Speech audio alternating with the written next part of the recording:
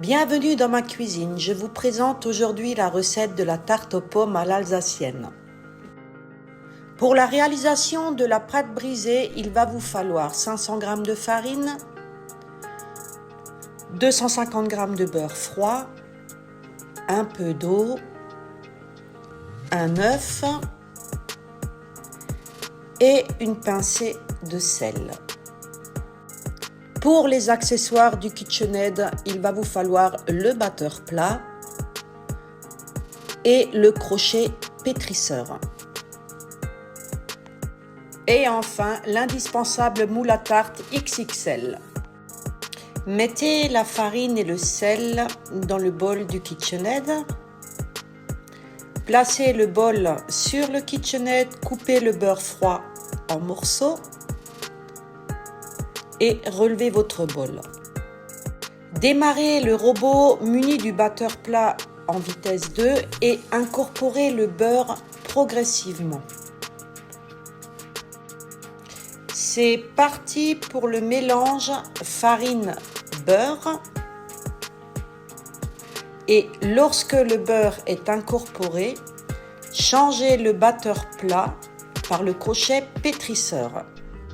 Rajoutez l'œuf, un peu d'eau et pétrissez en vitesse 2. La magie va opérer jusqu'à ce que la pâte forme une boule. Et voilà le résultat après 2-3 minutes de pétrissage. Farinez le plan de travail et commencez à pétrir la pâte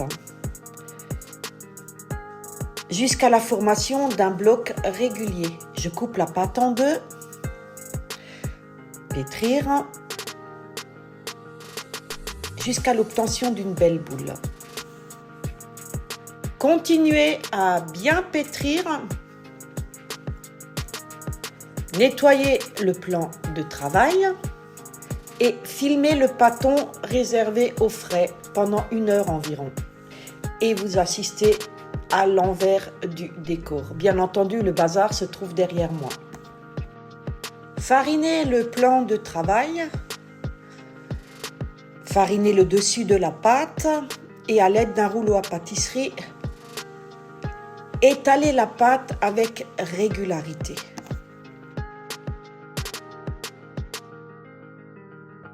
Déposez le moule sur la pâte pour vérifier si la taille est suffisante. Pliez la pâte et déposez-la dans le moule beurré. Étalez la pâte et avec le rouleau à pâtisserie, retirez l'excédent de la pâte. Et maintenant, opération rafistolage. Je rajoute un petit peu de pâte là où il me semble en manquer pour qu'elle soit bien régulière. Piquez le fond de la pâte avec une fourchette et dessinez les contours. Opération très importante pour éviter que la pâte ne gonfle durant la cuisson. Elle est prête à recevoir la garniture. Épluchez 6 pommes environ et videz-les avec un vide-pomme. Coupez-les en deux et avec un couteau office, taillez de fines tranches de pommes que vous étalez avant de les déposer dans le moule. Garnissez tout le moule à tarte avec les pommes finement tranchées. La tarte est en train de prendre forme. Il ne vous reste plus qu'à combler les vides avec les pommes restantes. J'ai toujours été généreuse quant au remplissage du moule à tarte avec les pommes. Voilà, elle est enfin prête. Donc, saupoudrez les pommes de cannelle en poudre et préparez l'appareil à crème. Alors, blanchissez 120 g de sucre avec 2 œufs. Incorporez 20 cl de crème ou beaucoup plus comme moi je l'ai fait et mélangez bien. Rajoutez de la poudre de vanille. Mélangez. Et maintenant, petite astuce, je rajoute toujours un peu de maïzena à la préparation. Et pour éviter les grumeaux, j'utilise le mixeur plongeant. Résultat, j'ai obtenu une mousse de crème.